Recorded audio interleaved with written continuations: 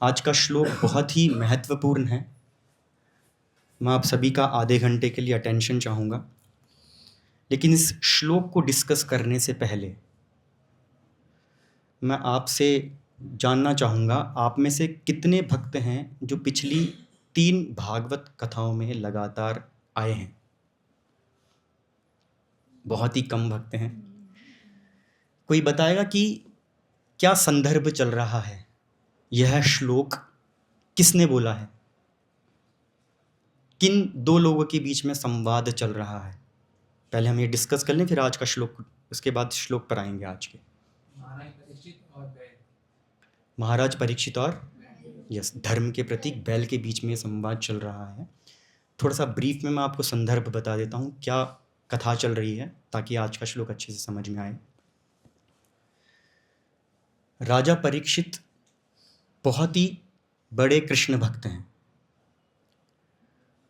और जिस राजवंश से वो बिलोंग करते हैं, उस राजवंश में युधिष्ठिर महाराज, पांडव जैसे शुद्ध भक्त आए हैं। तो राजा परीक्षित बहुत ही दुखी हैं, और दुख के साथ साथ बहुत ज़्यादा गुस्सा भी है, क्रोध भी है। क्यों गुस्सा है, क्रोध है? क्योंकि उनके राज में, जहाँ पर धर्म का पालन करने वाले शुद्ध भक्त, पांडव जैसे भक्त हैं, जिस राज में किसी भी प्रकार का कष्ट नहीं हो सकता, दुख नहीं हो सकता, हर एक व्यक्ति सुखी रहता है, उस राज्य में बैल और गाय की बहुत ही दर्दनाक स्थिति थी। उस दर्दनाक स्थिति को देख के परीक्षित महाराज को कष्ट हुआ और क्रोध भी आया। तो वो बैल से पूछ रहे हैं कि कौन है वह अपराधी जिसने आपके अंग भंग किए हैं। जो बैल था वो एक पांव पे खड़ा था, उसकी 3 टांगें टूट चुकी थी। तो परीक्षित महाराज बोल रहे हैं, वो अपराधी भले ही स्वर्ग लोक का बहुत ही बड़ा व्यक्ति क्यों ना हो, मैं उसको भी दंड दूंगा, क्योंकि यह हमारे राज्य के लिए कलंक है। जिस राज्य में भगवान पुरुषोत्तम कृष्ण के निर्देशों का पालन किया जाता है, और जो कृष्ण के निर्देशों का पालन करते हैं, उस राज्य में कष्ट, दुख, परेशानी तो संभव हो ही नहीं सकती। तो यह तो हमारे राज्य के लिए कलंक है। तो आप मुझे बताएं वह अपराधी कौन है, मैं उसे दंड दूंगा। उसी संदर्भ में ये वार्तालाप चल रही है, और राजा आज के श्लोक में बोल रहे हैं, क्या बोल रहे हैं? राज्यो ही परमो धर्मः स्वधर्मस्थानुपालनम शासतोऽन्यान् यथा शास्त्रम अनापद्युपथान इह। तो बोल रहे हैं, शासक का यह परम धर्म है कि कानून का जो पालन करते हैं, जो लोग कानून का पालन करते हैं, तो जो राजा है उन लोगों की रक्षा करे, और जो लोग सामान्य स्थिति में, जब कोई ऐसी आपातकाल स्थिति नहीं है, इमरजेंसी नहीं है, और सामान्य दिनों में भी अगर वो शास्त्रों के नियमों का उल्लंघन करते हैं, शास्त्रों के नियमों को तोड़ते हैं, अपने मन से जीवन जीते हैं, तो राजा का परम धर्म है कि उन्हें दंड दे। यह आज का श्लोक।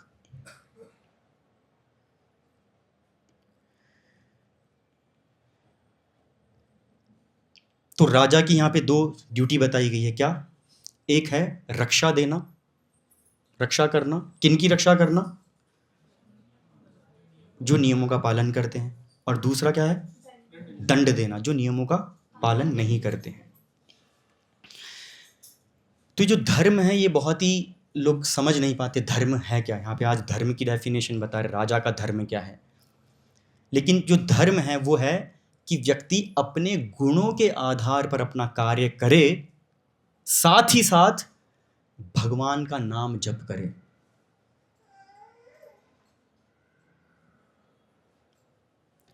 नदिया गोद्रु में नित्यानंद महाजन, पाठिया छे नाम हट जीवेर कारण, कृष्णेर संसार कोरी छाड़िया नाचार, जीवे दया कृष्ण नाम सर्व धर्म सार। सभी धर्म का ये सार है। क्या है?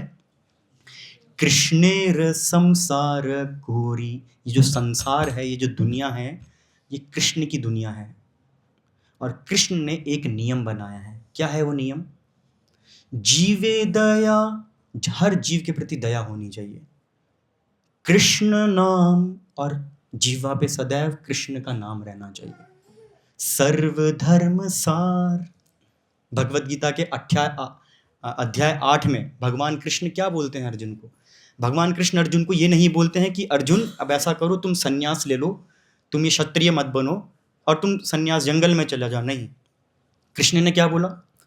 तस्मात् सर्वेषु कालेषु, हर परिस्थिति में माम अनुस्मर युद्ध च, मेरा स्मरण करते हुए युद्ध करो। ये कृष्ण बोल रहे हैं। तो शास्त्र बोल रहे हैं कि हर एक व्यक्ति अपने गुणों के आधार पर, चाहे वो बिजनेसमैन है, चाहे वो डॉक्टर है, चाहे वो हाउस वाइफ है, गृहिणी है, चाहे स्टूडेंट है, चाहे स्पोर्ट्समैन है, चाहे पॉलिटिशियन है, कोई भी व्यक्ति जिसका जो भी गुण है वो अपना कार्य करे, लेकिन सदैव जिह्वा पे क्या हो?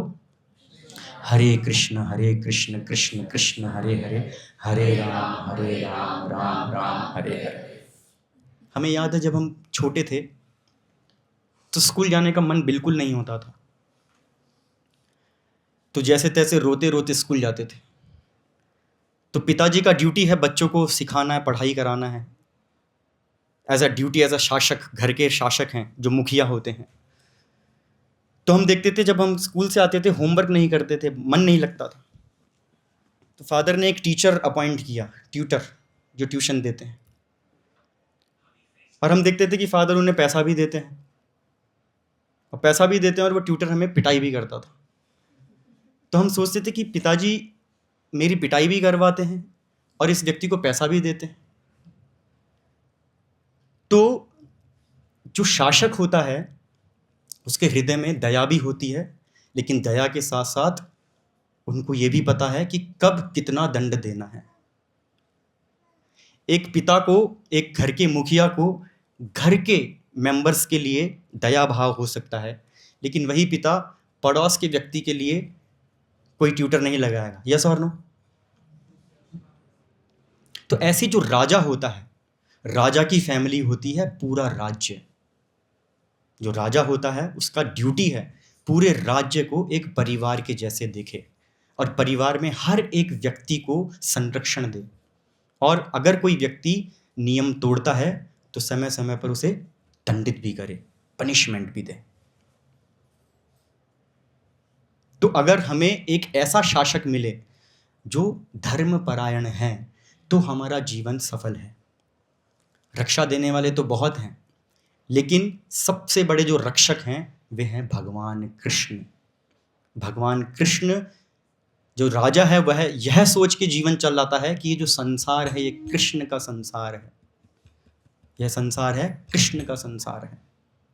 ये राजा का स्वभाव है, एक अच्छा जो राजा होता है। तो वृंदावन में जब कृष्ण, मॉर्निंग में हम यहाँ पे दर्शन आरती गाते हैं, कितने लोगों को सेकंड सॉन्ग याद है दर्शन आरती का? ब्रज जन पालन असुर कुल नाशन, नंद क्या है आगे? गोधन राखवाला, गोविंद माधव नवनीत तस्कर, सुंदर नंद गोपाला। जो गोविंद हैं वो ब्रिज के क्या है? ब्रिज का राजा कौन है? जो वृंदावन है, वृंदावन के राजा कौन है? श्री कृष्ण। तो अगर वो वृंदावन जो कृष्ण की नगरी है, तो कृष्ण ने एक बार क्या देखा? नंद बाबा सभी गोपालकों के साथ बहुत बड़ी सामग्रियां जुटा रहे हैं, हवन यज्ञ करने के लिए, इंद्र पूजा का तैयारी कर रहे हैं। तो कृष्ण नंद बाबा से पूछते हैं कि बाबा आप ये क्या कर रहे हैं? ये हवन सामग्री किसके लिए तैयारी हो रही है और इसका उद्देश्य क्या है? तो नंद बाबा क्या बोलते हैं कि हम इंद्र की पूजा करने की तैयारी कर रहे हैं और उद्देश्य है इंद्र को प्रसन्न करना। तो कृष्ण बोलते हैं लेकिन इंद्र की पूजा क्यों करनी है? तो जो नंद बाबा हैं बोलते हैं कि ये हमारा धर्म है, जिस किसी से भी हम लेते हैं तो हमारी ड्यूटी है हम उसको बदले में कुछ दे भी। इंद्र से हमें क्या मिलता है? पानी मिलता है, वर्षा होती है, खेत खलिहानों में पानी होता है, हमारी उपज होती है, गायों को पानी मिलता है, हमारी इकोनॉमी चलती है। तो हमारी भी ड्यूटी क्या बनती है? हम उनको बदले में कुछ दें। लेकिन भगवान कृष्ण का कुछ और पर्पस था कि वृंदावन का राजा तो कौन है? मैं हूं। और वो चाहते थे कि इंद्र को भी मैं लेसन दूं। कभी कभी क्या होता है, कोई व्यक्ति सोचता है देखो मैंने कितना बड़ा घर में इतने लोगों को पाला पोसा बड़ा किया है, इतने मेरे ऑफिस में इतने लोग काम करते हैं। और कभी कभी व्यक्ति दम्भी हो जाता है, मैं ही सब कुछ करने वाला हूँ। जैसे कभी कभी पॉलिटिशियंस जो एथिस्ट होते हैं, जो भगवान को नहीं मानते हैं, सोचते हैं सब कुछ मैं ही, मेरे अंडर में पूरी दुनिया पूरा देश चल रहा है।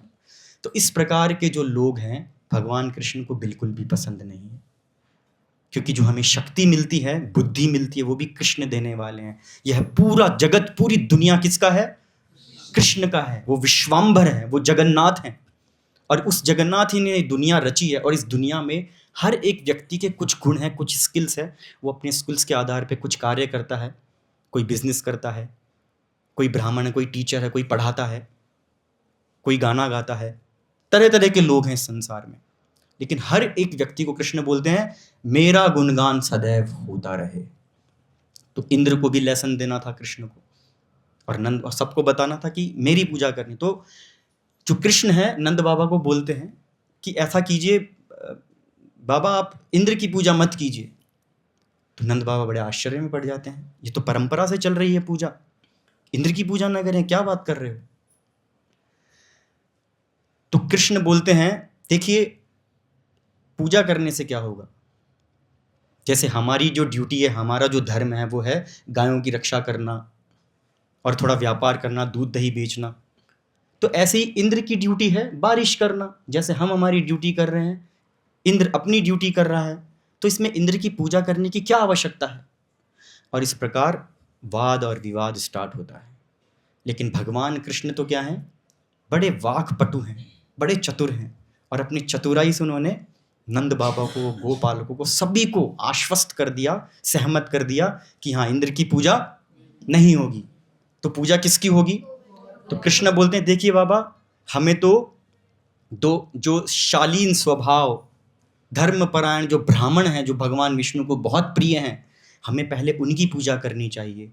और उसके बाद हमें इस गोवर्धन की पूजा करनी चाहिए, जिस गोवर्धन से हमारी गायों को हरी हरी घास मिलती है, और जिस गोवर्धन पे हमें खाने के लिए भोजन मिलता है, फल सब्जी कंद मूल औषधियाँ मिलती है। तो पहले हमें इनकी पूजा करनी चाहिए। और सभी गांव में सभी तैयार हो जाते हैं गोवर्धन की पूजा के लिए। उस समय भगवान कृष्ण एक बड़ा विशाल रूप लेते हैं। जितना बड़ा गोवर्धन उतना ही बड़ा विशाल भगवान कृष्ण रूप लेते हैं। और कृष्ण क्या बोलते हैं?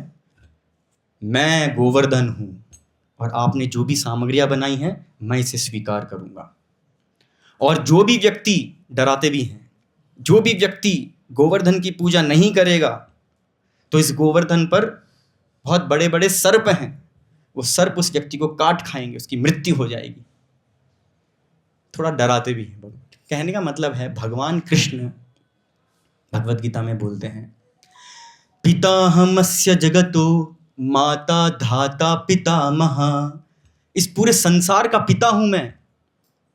वेद्यम पवित्रम ओमकारा, सारे वेदों का पर्पस है, उद्देश्य है मेरा गुणगान हो। ऋक् साम यजुरेव च गतिर्भर्ता प्रभु साक्षी निवासम शरणम सुहृत। मैं सभी का सबसे परम मित्र हूं, सुहृत। जैसे मित्र होते हैं, इंग्लिश में क्या बोलते हैं मित्र को? फ्रेंड। लेकिन संस्कृत में कई इसके मीनिंग आप देखेंगे। एक होते हैं बंधु, ये मेरा बंधु है। एक है सखा, ये मेरा सखा है। और कृष्ण सबसे अच्छा वर्ड यूज करते हैं, और वो क्या है? सुहृदः, मेरा दिल का टुकड़े हो। यह कृष्ण का भाव है। तो कृष्ण दंडित भी करते हैं, लेकिन उनको पता है किस व्यक्ति को कब किस समय पे दंड देना है। तो इस गोवर्धन लीला में भगवान कृष्ण क्या बताते हैं कि मैं अवश्य रक्षा करूंगा। इंद्र क्रोधित हुए, मूसलाधार बारिश हुई, लेकिन अंत में कृष्ण ने सबकी रक्षा करी। अवश्य रक्षिभे कृष्णा विश्वास पालना। शरणागति का एक अंग है। कोई व्यक्ति बोलता है मैंने तो ठाकुर जी की शरण ले ली है, गोविंद जी की शरण ले ली है, लेकिन गोविंद जी की शरण वही लेते हैं जो नरोत्तम दास ठाकुर क्या बोलते हैं, भक्ति अनुकूल मात्र कार्य रस्वीकार, भक्ति प्रतिकूल कार्य व्रज अंगीकार, अवश्य रक्षिभे कृष्णा विश्वास पालन, षड अंग शरणागति होई बेजहार, ताहार प्रार्थना सुने श्री नंद कुमार। ये नंद कुमार उसी व्यक्ति की प्रार्थना सुनते हैं जो कृष्ण की क्या करता है, शरणागति लेता है। और शरणागति का एक अंग है क्या, कृष्ण अवश्य रक्षा करेंगे। तो ये बहुत महत्वपूर्ण है। अगर हम कृष्ण के भक्त हैं तो कृष्ण बोल रहे हैं किसी और देवी देवता की पूजा की आवश्यकता नहीं है, आप कृष्ण की पूजा कीजिए और आप धर्मस्थ रहिए। जो भी आपका गुण है, आपके गुणों के आधार पर आप कार्य कीजिए, लेकिन गुणों का आधार पर कार्य करते हुए कभी भी दंभी नहीं होना है, अहंकारी नहीं होना है, पफटप नहीं होना है कि देखिए मैं सब कर रहा हूं, नहीं। इसलिए सदैव हमें क्या करना है, जिह्वा पे कृष्ण का नाम, हरे कृष्ण कृष्ण कृष्ण हरे हरे, हरे राम राम राम हरे हरे। चैतन्य महाप्रभु जब गृहस्थ जीवन में थे, जब उनका विवाह हुआ था लक्ष्मी देवी के साथ, तो एक गृहस्थ की ड्यूटी भी है कि वो धनोपार्जन करे। अगर वो एक घर गृहस्थी चला रहा है तो 11 वर्ष की आयु में चैतन्य महाप्रभु धनोपार्जन के लिए ईस्ट बंगाल जाते हैं, पूर्वी बंगाल जाते हैं, 2 उद्देश्य के साथ। पहला उद्देश्य क्या था, अभी बताया क्या था, धनोपार्जन, धन संचित करना। और दूसरा उद्देश्य क्या था, जो चैतन्य महाप्रभु थे पूरे नवद्वीप में निमाई पंडित के नाम से प्रसिद्ध थे, बहुत बड़े स्कॉलर थे, और पूरे नवद्वीप में बड़े बड़े भक्त प्रार्थना करते थे गंगा मैया से, गोविंद से, कि हे गंगा मैया इस निमाई को थोड़ी बुद्धि दो, ये निमाई है तो इतना चतुर, बहुत बड़ा स्कॉलर है, मात्र 11 वर्ष की आयु में इसने बड़े बड़े स्कॉलर्स को धूल चटाई है, लेकिन ये निमाई बड़ा उद्यंडी है, बड़ा शैतान है, थोड़ी इसको भक्ति दे दो, थोड़ा भक्त बना दो इसको। वृंदावन दास ठाकुर बोलते हैं बड़े शैतान थे बचपन में निमाई प्रभु, चैतन्य महाप्रभु, थोड़ी इसको भक्ति दे दो। तो श्रीनिवास आचार्य से बड़ी बड़ी शैतानी करते थे, नटखट लीलाएं करते थे निमाई बचपन में। तो एक दिन इतनी शैतानी कर दी कि श्रीनिवास आचार्य बोलते हैं निमाई एक दिन तू निश्चित रूप से भक्त बन के रहेगा। और तब निमाई बड़ा प्रसन्न होता है और उनके चरणों में गिर जाता है कि आज आपने मुझे आशीर्वाद दे दिया तो निश्चित रूप से मैं भक्त बनूंगा। तो एक भक्त का आशीर्वाद बहुत जरूरी है। तो चैतन्य महाप्रभु को जब भक्त का आशीर्वाद मिल गया, किसका आशीर्वाद मिला, श्रीवास आचार्य, जय श्री कृष्ण चैतन्य श्री अद्वैत गदाधर श्रीवास आदि। तो चैतन्य महाप्रभु जब धनोपार्जन के लिए गए तब उनको ये विचार आया कि संस्कृत का तो मैं बहुत ही बड़ा विद्वान पंडित हो गया हूं, लेकिन अब मुझे उद्देश्य बताना है, हर एक व्यक्ति को जीवन का उद्देश्य क्या है, मैं हर व्यक्ति को हरि नाम संकीर्तन कराऊंगा। तो ईस्ट बंगाल जब वो जाते हैं 11 वर्ष की आयु में, तो धनोपार्जन के साथ साथ उनका दूसरा उद्देश्य क्या था, संपूर्ण भारत में क्या करना, संकीर्तन, नाम संकीर्तन का प्रचार करना।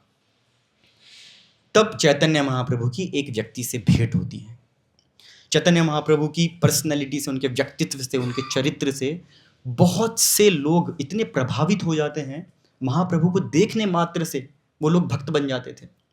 बहुत सारे अनुयायी हो गए चैतन्य महाप्रभु के, बहुत सारे फॉलोवर्स हो गए। उन सारे फॉलोवर्स में एक फॉलोवर था बहुत ही विशेष, जो कृष्णदास कविराज गोस्वामी चैतन्य चरितामृत के अंदर बताते हैं। उस फॉलोवर का नाम क्या था, कोई बताएगा? ईस्ट बंगाल जब वो गए थे तो चैतन्य महाप्रभु के एक फॉलोवर थे, उनका नाम था तपन मिश्र। क्या था? ये तपन मिश्र बहुत ही बड़े स्कॉलर थे, बहुत नाना प्रकार के शास्त्र उन्होंने पढ़े थे, विद्वान पंडित थे, लेकिन इतनी पढ़ाई करने के बाद भी बड़े जीवन के उद्देश्य के प्रति बहुत ही कंफ्यूज्ड थे। जैसे कि व्यासदेव, शिला व्यासदेव ने इतने सारे वेद पुराण लिख डाले। एक पुराण में गणेश जी को गुणगान कर दिया, एक लक्ष्मी जी का गुणगान कर दिया, एक पुराण में ये देवता वो देवता, इतने सारे देवी देवता, और कंफ्यूज्ड हो गए स्वयं व्यासदेव भी कि अंततः पूजना किसको है। हमें याद है बचपन में घर में जो गृहिणियां होती थी, हमारी माताओं को हम देखते थे, तो हर वीक का एक भजन गाती थी। आज सोमवार है, शिव जी का वार है, जिसने सच्चे मन से पूजा उसका भेड़ा पार है। आज शुक्रवार है, माँ संतोषी का वार है, जिसने सच्चे मन से पूजा उसका भेड़ा पार है। तो हमें बड़ा प्रश्न रहता था, हर दिन इतने सारे देवी देवता, तो देवी देवता 7 ही होते हैं क्या? तो हमें पता लगा देवी देवता तो 33 करोड़ होते हैं। किस किस का नंबर कब कब आएगा? तो जो वृंदावन जो व्यासदेव हैं, व्यासदेव भी बड़े कंफ्यूज थे। तो व्यासदेव को किसने बताया उद्देश्य? किसने गाइड किया व्यासदेव को? नारद जी ने। तो बिल्कुल ऐसी कथा है, जब चैतन्य महाप्रभु 11 वर्ष की आयु ने जब कहाँ जाते हैं, ईस्ट बंगाल, तो वहाँ पर उनके एक अनुयायी थे, उनका नाम था तपन मिश्र।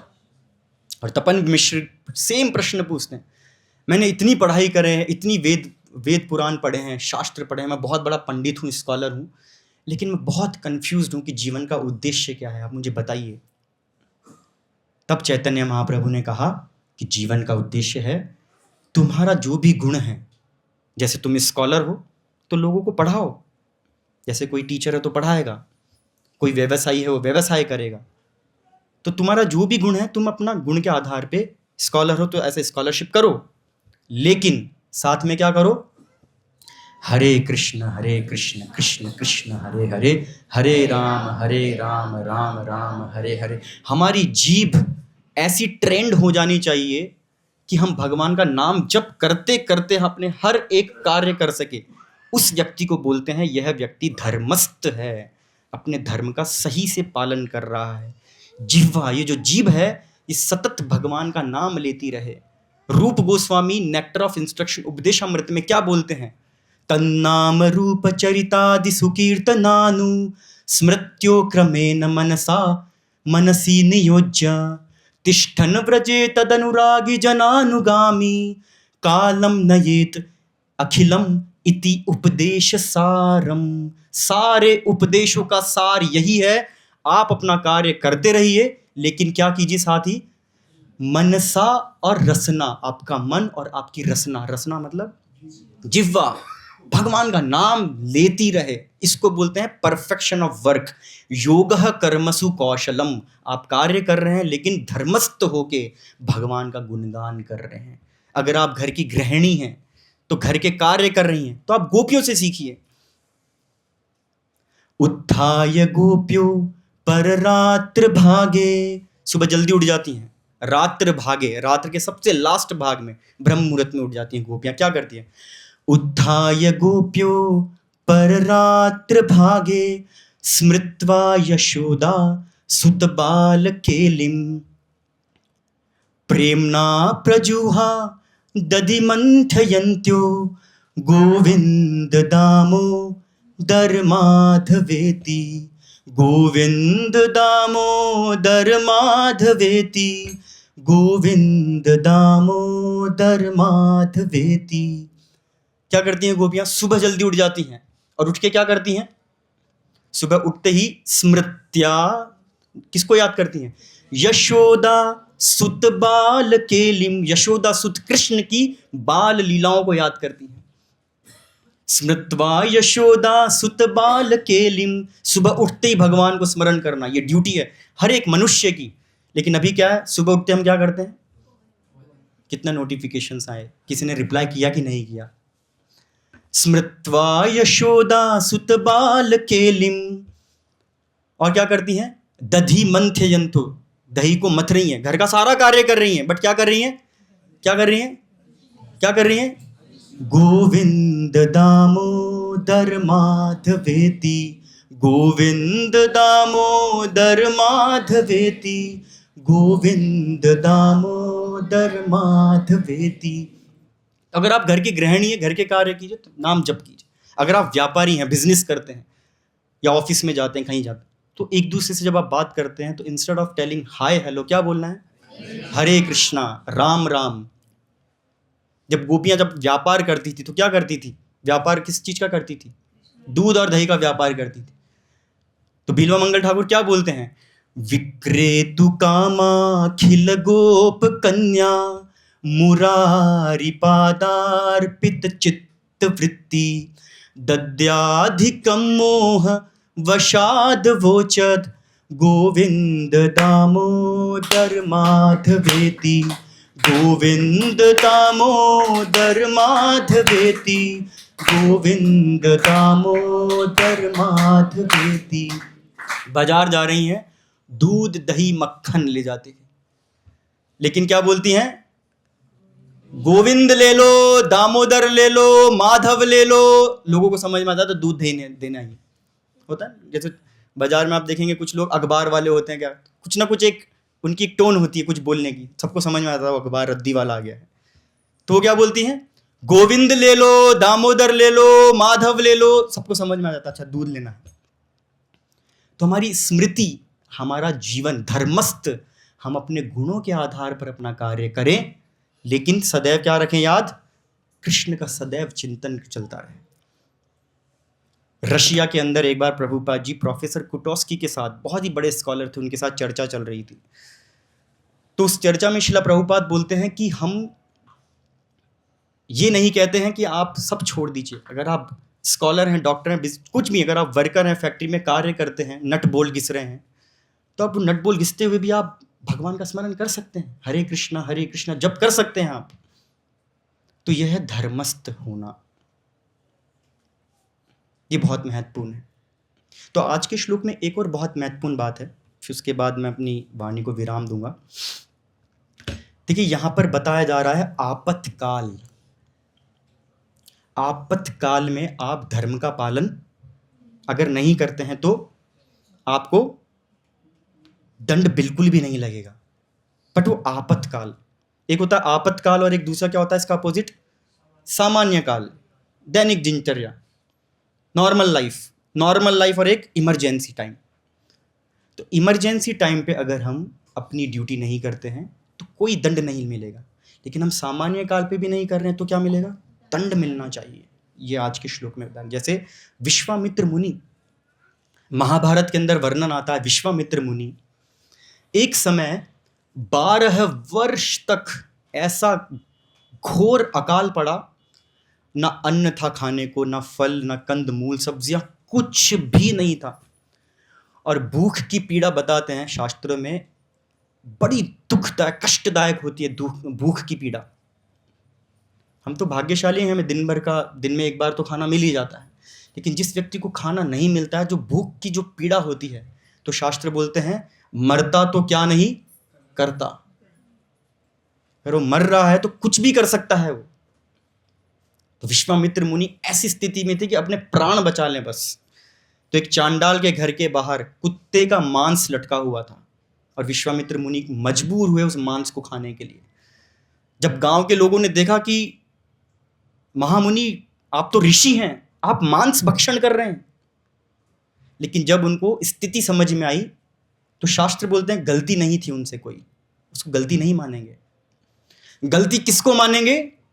गलती उसको मानेंगे आप सामान्य परिस्थिति में होकर भी बड़े बड़े कसाई खान खोल के, स्लॉटर हाउस खोल के, KFC और मैकडोनल्ड्स में जाके आप अपना बर्थडे मना रहे हैं, so called happy birthday to you मना रहे हैं, घर के अंदर आप मांस भक्षण कर रहे हैं। ये घोर पाप है, घोर पाप। और उस व्यक्ति को निश्चित रूप से बहुत बड़ा दंड मिलेगा।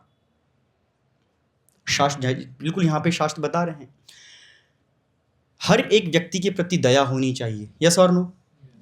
लेकिन शास्त्र बोल रहे हैं अगर आपातकाल स्थिति भी आ जाए, आपातकाल की स्थिति में भी आप गौ मांस तो बिल्कुल नहीं खा सकते हैं, क्योंकि जो गाय है, गाय एक ऐसा जीव है जो कि निरपराध श्रेणी में आता है। निरपराध श्रेणी में 4 लोग आते हैं, गाय, बच्चे, स्त्रियां बड़ी खुश हो जाती होंगी हम अच्छे निरपराध स्थिति में आते हैं। नहीं नहीं, ऐसा नहीं है, स्त्रियां हैं, स्त्री पुरुष सब एक है। भक्त, जो भक्त, नहीं तो स्त्रियां फिर अपना उल्टा काम चला लेंगी, हमें से कोई गलती नहीं हो सकती। तो पहला है गाय, दूसरा बच्चे, बच्चे निरपराध होते हैं, तीसरा भक्त, और चौथा सीनियर सिटीजन, बूढ़े लोग। तो कैसी भी इमरजेंसी आ जाए आप इनको तो कष्ट नहीं दे सकते, बिल्कुल भी कष्ट नहीं। अगर आप कष्ट देंगे तो आपको पनिशमेंट मिलेगा। तो हमारा धर्म क्या है एज अ भक्त? आपातकाल, हमारे जीवन में आपातकाल स्थिति क्या है? जैसे अगर घर में किसी व्यक्ति की मृत्यु हो जाती है, आपातकाल, तो उस आपातकाल स्थिति में हमें जो है विग्रह पूजा नहीं करनी चाहिए। जो हमारे घर में अगर विग्रह हैं उनकी पूजा नहीं करनी चाहिए। तो प्रश्न आएगा, तो क्या उस समय हम नाम जप भी छोड़ दें? क्या लगता है? नाम जप नहीं छोड़ सकते। तत्रार्पिता नियमित स्मरणे न कालः, भगवान का नाम जप करने के कोई भी नियम नहीं है। आप कभी भी किसी भी परिस्थिति में, कैसी भी गंदी से गंदी स्थिति में भी आप नाम जप कर सकते हैं। एक बार चैतन्य महाप्रभु के पास एक भक्त शिकायत लेके आता है दूसरे भक्त की, कि महाप्रभु ये जो भक्त है ये हरे कृष्णा महामंत्र जब ये शौच करने जाता है तब भी लेता है, देखिए कितना गंदा है ये, इसको महामंत्र की वैल्यू नहीं पता है। तो महाप्रभु क्या करते हैं, उस भक्त को गले से लगा लेते हैं कि तुम बिल्कुल सही कर रहे हो, नाम जपते रहो, क्या पता तब अगर यमराज आ जाए तो। तो कहने का तात्पर्य यह है, हम हर समय भगवान का नाम जपते रहें, जपते रहें, जपते रहें। एक समय हो सकता है, एक समय आपातकाल की स्थिति में हमारे कंठ से भगवान का नाम भी ना निकले, वह स्थिति होती है आपातकाल मृत्यु। एक राजा थे और उन राजा का नाम था कुलशेखर। राजा होते हुए अपनी ड्यूटी करते थे, लेकिन इच्छा क्या रहती थी उनकी? उनकी इच्छा रहती थी कि मैं हमेशा आलापिनम प्रतिदिनम स्मरणम मुकुंदम, सदैव मुकुंद का स्मरण करता रहूं। श्रीवल्लभेति वरदेति दया परेति, जो लक्ष्मी के पति हैं उनका नाम गुणगान करता रहूं, जो वर देने वाले हैं, जो सभी के पे दया करने वाले हैं। भक्त प्रियेति भवकुंठन कोविदेति, कोविदेति मतलब भगवान कृष्ण इतने एक्सपर्ट हैं। भवकुंठन, भवकुंठन मतलब जन्म और मृत्यु का ये जो चक्र है इसको लूटने में, कुंठन बड़े एक्सपर्ट हैं। तो मैं भगवान की लीलाओं का नाम चिंतन करता रहूं, आलापितम प्रतिदिनम स्मरणम मुकुंदम, सदैव प्रतिदिन दिन भर मैं भगवान का नाम जप करता रहूं। कौन बोल रहा है ये? अभी नाम बताया मैंने, क्या था? राजा कुलशेखर, बहुत बड़े राजा थे। देखिए राजा से सीखिए, वो ये नहीं बोलता मैं बहुत व्यस्त हूं, मेरे पास समय नहीं है नाम जप करने का। हर व्यक्ति के पास समय है, केवल उसको अभ्यास करना है। कृष्ण बोलते हैं 8वें अध्याय के श्लोक संख्या 10 में, भक्त्या युक्तो योग बले न चैवा, प्राण समय, प्राण जब छूटेंगे ना, प्राण छूटते समय ऐसी आपातकाल स्थिति होती है, आप भगवान का नाम बहुत मुश्किल है वही व्यक्ति ले सकता है जिसने भक्त्या युक्त योग बल साधना करी है, जिसने बहुत अच्छे से, तो शायद वो नाम ले ले। इसलिए ये कुलशेखर, राजा कुलशेखर भगवान मुकुंद से प्रार्थना कर रहे हैं कि हे प्रभु, अभी तो मैं यंग हूं, नौजवान हूं, शक्ति है, मैं आपका इतना स्मरण करता रहूं कि मुझे डर है जब मेरा बुढ़ापा आएगा तो शायद प्राण प्रयाण समये कफवात पित्तैहि, प्राण प्रयाण, जब प्राणों को छोड़ने का समय आएगा, कफवात पित्तैहि, ये कफ वात पित्त के ऐसे दोष आएंगे कि कंठ अवरोधन, मेरे कंठ बिल्कुल अवरोध हो जाएंगे। कंठ अवरोधन विधौ स्मरणम कुतहते, कहाँ आपका जप हो पाएगा, स्मरण हो पाएगा? उस आपातकाल स्थिति में कुछ नहीं कर पाऊंगा। आपसे विनती है कि मैं आपका नाम अभी ज्यादा से ज्यादा कर पाऊं, नहीं तो क्या होता है, जाने अनजाने जीवन में कष्ट या किसी को आपने दिया है तो दंड निश्चित रूप से मिलेगा। एक ऋषि थे, मुंडक ऋषि, मुंडक या मंडूक ऋषि, समथिंग लाइक दैट। बचपन में उन्होंने एक चींटी को खेल खेल में, कांटा होता है कांटा, कांटे से चींटी के साथ खेल रहे थे। अब वो कांटा चींटी को चुभ रहा है। बचपन में एक छोटी सी गलती की वजह से यमराज ने उनको, जब उन्होंने प्राण छोड़े, तो उनको जब कथा सुनी, तो उनके जो जीवनी सुनी, तो क्या कहा यमराज ने कि इनको पनिशमेंट दिया जाए, गरम गरम जो सूला होता है, आयरन का बिल्कुल गरम लाल सूआ, उनको पूरा टॉप से नीचे तक पूरा इनको पियर्स होना है, इनकी पूरी बॉडी को ऐसा भेद दो। तो मंडूक ऋषि बड़े आश्चर्य में पड़ गए, मैंने पूरे जीवन में कभी कोई गलती नहीं करी और आप मुझे इतनी बड़ी सजा दे रहे हैं। बोले नहीं, आपने बचपन में ऐसे ऐसा किया था, एक चींटी को ऐसे आपने कांटा चुभोया था। तब बोलते हैं बचपन में बच्चों से गलती नहीं होती है। मैं आपको श्राप देता हूं कि आप यमराज होकर आपको पता नहीं कैसे शासन करना है, आप शूद्र बन जाइए। तो वही यमराज अगले जन्म में क्या बनते हैं? विदुर जी बनते हैं। और वो बड़े प्रसन्न हो जाते हैं यमराज कि अच्छा हुआ आपने मुझे श्राप दे दिया, ये तो मेरी लीला थी। क्योंकि धरती पे कौन है अभी? भगवान कृष्ण।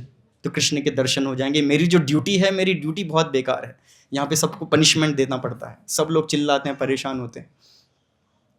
तो ड्यूटी कैसी भी हो, भगवान का स्मरण, देखो हमेशा भगवान का स्मरण रहे। तो हमसे जाने कितनी गलतियां हो जाती है। आपातकाल तो छोड़िए, सामान्य काल में एटलीस्ट हम भगवान का नाम जप करें। तो मैं अपनी वाणी का यही विराम दूंगा। अगर आपको कुछ प्रश्न है तो आप पूछ सकते हैं। बस एक बात मैं और लास्ट में बोलूंगा, सबसे महत्वपूर्ण। ये श्लोक है जो मैं आपको बताना चाहूँगा। यह है श्लोक श्रीमद् भागवतम के 6 स्कंद से, अध्याय 3, श्लोक संख्या 27। ये वार्तालाप चल रही है जब अजामिल, जिसने पूरे जीवन इतने गलत कार्य किए थे, उस अजामिल ने पूरे जीवन इतने गलत कार्य किए, लेकिन आपातकाल स्थिति में जब यमदूत आते हैं, आपातकाल में समहाउ उसने क्या बोल दिया? नारायण। ये एक्सेप्शन है। हम इस अजामिल का ही एक्सेप्शन लेते हैं। हम क्या बोलते हैं? अभी बहुत टाइम नहीं है, अभी इमरजेंसी। हमारे हमेशा इमरजेंसी लगी रहती है नाम जप के लिए, अभी समय नहीं है। हाँ, जब मरने का समय आएगा जब ले लेंगे। हाँ, जब बेटा का नाम लिया, बट मरने का समय ले लेंगे नाम। लोग ऐसे एक्सक्यूज देते हैं। एक्सेप्शन था ये। एक्सेप्शन सबके साथ नहीं होते। तो वहां पर चर्चाएं चलने लग गई विष्णु दूतों के बीच में और यमदूतों के बीच में, कि इसको दंड मिलना चाहिए या फिर इसको एक और मौका देना चाहिए। और उस वार्तालाप में कौन जीतता है? विष्णु दूत जीतते हैं। तो इस वार्तालाप में यमराज ने एक बहुत अच्छी बात बोली है। आप सभी ध्यान दीजिए, बहुत इंपॉर्टेंट है। क्या बोलते हैं?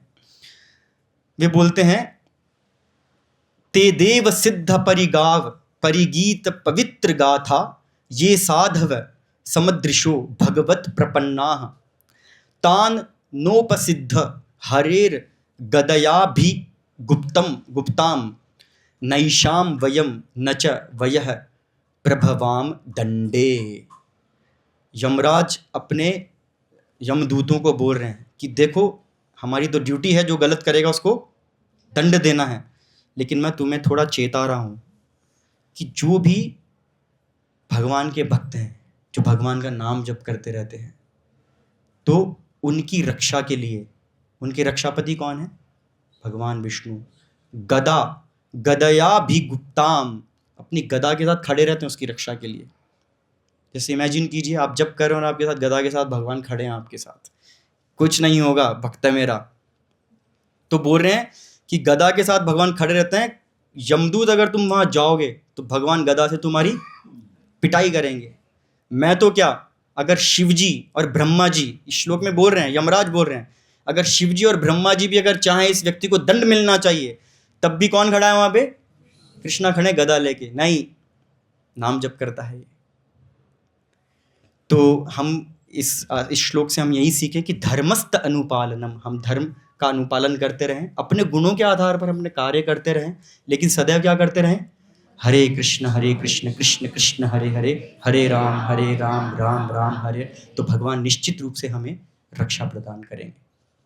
मैं अपनी वाणी को यही विश्राम दूंगा। हरे कृष्ण। कुछ प्रश्न है तो आप पूछ सकते हैं।